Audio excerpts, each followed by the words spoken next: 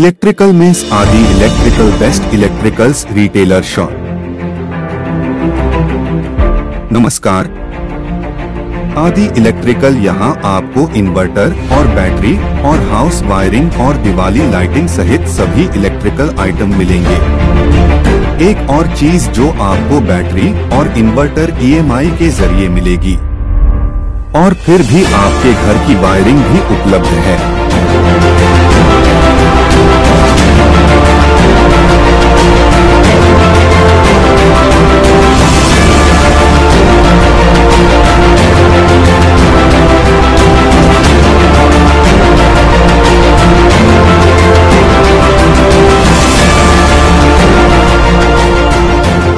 हमारा पता Aadi electricals, opposite Veer Savarkar international airport, exit gate, Lamba Line, Port Blair, south. Hello दोस्तों, आदाब, नमस्कार, वणक्कम, सत श्री अकाल। दोस्तों, मेरे पीछे में आप देख रहे हैं हमारे गांधी जी, हमारे चरणों में आज ये नारी आई है, जो हमारे जो देश की जो नारी है, एक नारी जो सब पे भारी, लेकिन उन्हें कुछ कष्ट होने के कारण आज वो हैब्लॉक से बेचारी धक्के खाकर, बोट का धक्के, बारिश में, आंधी में, तूफान में आज यहाँ पोर्ट ब्लेयर पहुँची है और 4 दिन से यहाँ पे धक्के खा रही है। इन क्या मुसीबत है, क्या दिक्कत आई है इनसे, आइए इन्हीं के जुबानी जानते हैं। आइए मैडम जी, आप क्या समस्या है, क्या दिक्कत है जो आज हमारे सामने आई है, आप बताइए और जनता को खुल के बताइए आपको क्या दिक्कत है। सभी को नमस्कार, मैं रूना देवी स्वराज द्वीप गोविंद नगर में रहती हूँ। मैं पिछले कुछ सालों से बहुत ही परेशान हूँ। क्यों परेशान हूँ? सिर्फ बिजली के कनेक्शन के लिए। मैं मेरे भाई से NOC चाहिए, इसलिए मैं मेरे भाई के घर दौड़ रही थी कुछ सालों तक। मेरे भाई के वहाँ से मुझे बिजली के लिए NOC नहीं मिली। फिर लास्ट ईयर मैं संजय प्रधान जी के पास गई। संजय प्रधान जी कौन है? गोविंद नगर ग्राम पंचायत के प्रधान हैं। अच्छा।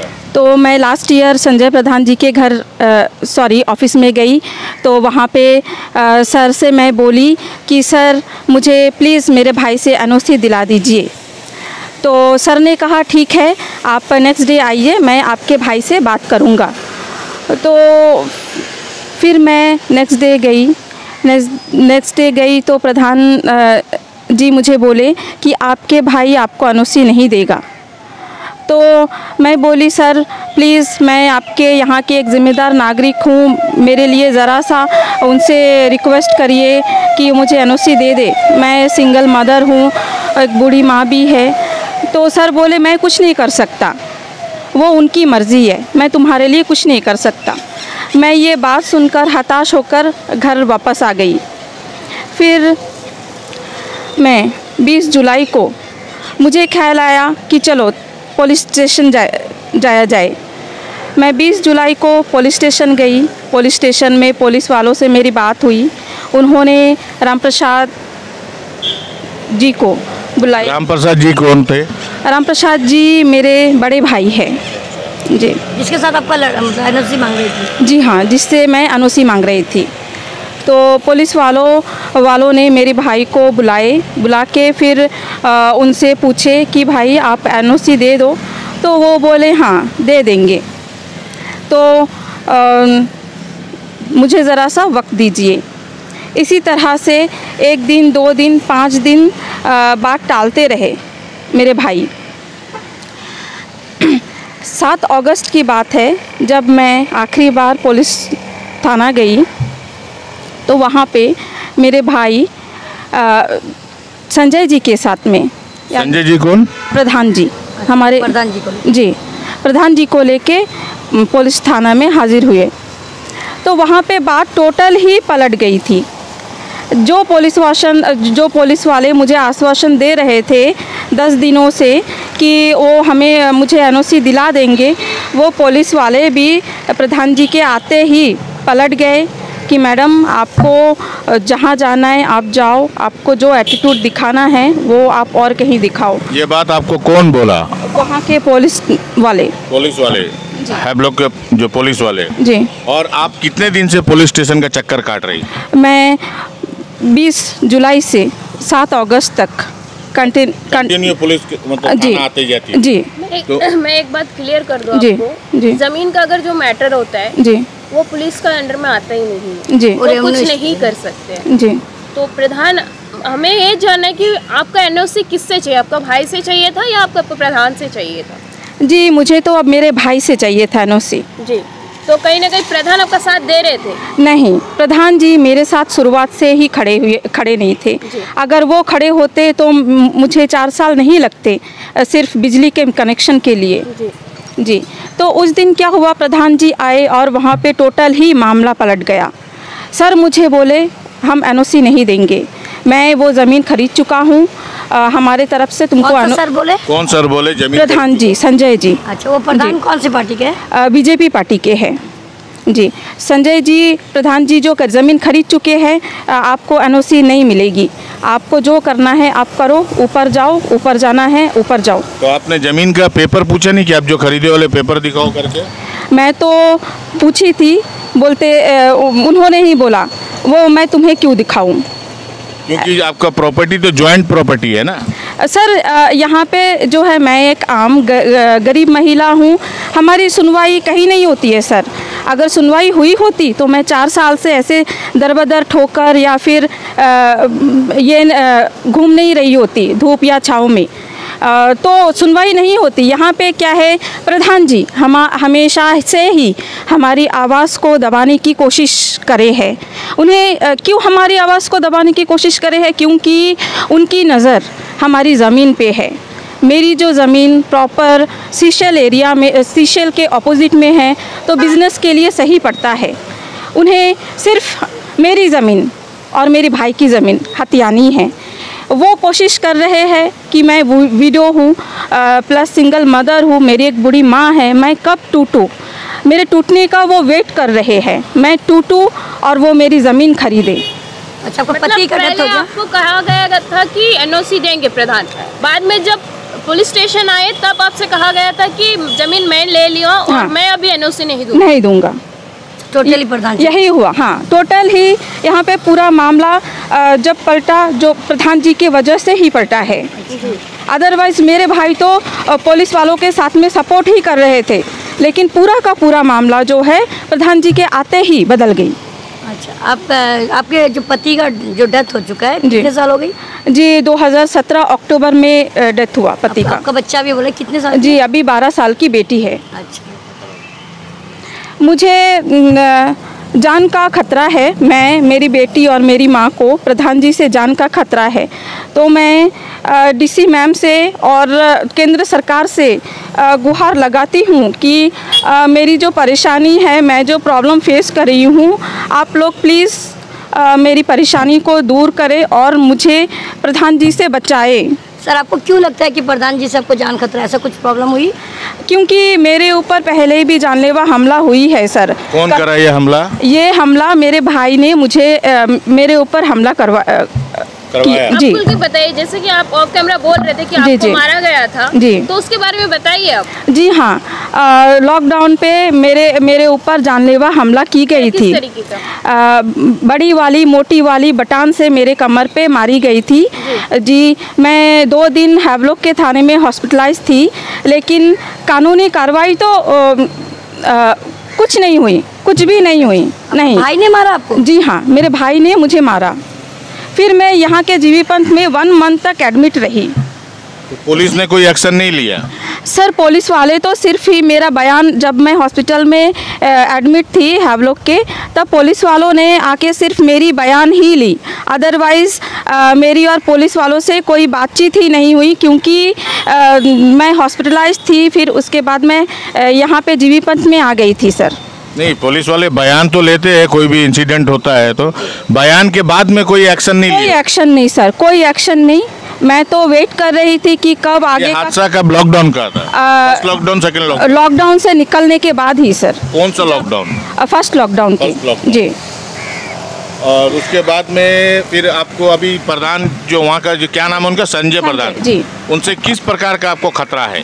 खतरा यही है, जब मेरे ऊपर एक बार जानलेवा हमला हुई है प्रॉपर्टी के मामले में, प्रॉपर्टी के मामले में, तो ये दोबारा हमला भी हो सकता है। प्रधान ने आपको कुछ कहा कि आपको मारेंगे, सब ऐसा कुछ हुआ? तो आपने बोला प्रधान से आपको खतरा है, यहाँ बोल रहे आपको भाई। प्रधान जी तो मुँह के ऊपर बोले हैं कि आपको मैं देख लूँगा। बोले है वो? जी हाँ, कि आपको जी मैं हाँ, देख लूंगा जी। इसके बाद क्या एक्शन बाद आपका मारपीट? ये कब का बात है जी कि बोल आपको जो धमकी दी है कि मैं देख लूंगा करके? सर उसी दिन, जिस दिन मैं थाने में गई थी, उसी दिन बात हुई थी। तो कितने महीने हो गए? सर करीब 15 से 17 दिन। अभी फिलहाल जी 15 हाँ। से 17 दिन पहले के बाद? इस बेसिस पे मैं अपने फेसबुक पेज में मैं एक वीडियो बनाकर भी छोड़ी हूँ कि मुझे, मेरी बेटी को, मेरी माँ को जान का खतरा है, जानवर मान का। अब प्रॉपर्टी के कारण? जी हाँ, मेरी प्रॉपर्टी के कारण। के साथ रहती है? जी हाँ। भाई के साथ नहीं रहती? नहीं। आपके बूढ़ी माँ और आपके बेटी आप ही के साथ में रहती? जी हाँ, मेरे उनका साथ। पालन पोषण आप ही करती है? जी हाँ, मैं ही आपका गुजारा भत्ता कैसे चलता है? मेरे गुजारा भत्ता सर, मेरे ज़मीन पे, मैं जो एरिया पे रहती हूँ उसी ज़मीन पे मेरे 2 दुकान है सर, उसी से ही मेरा गुजारा होता है सर। अच्छा, वो दुकान के लिए आप उसमें दुकान में करंट है नहीं है? नहीं है सर, मेरे दुकान में भी करंट नहीं है सर। तो उसके लिए आप जो है इलेक्ट्रिक का मतलब मीटर के लिए आप अप्लाई जो करी है, जी।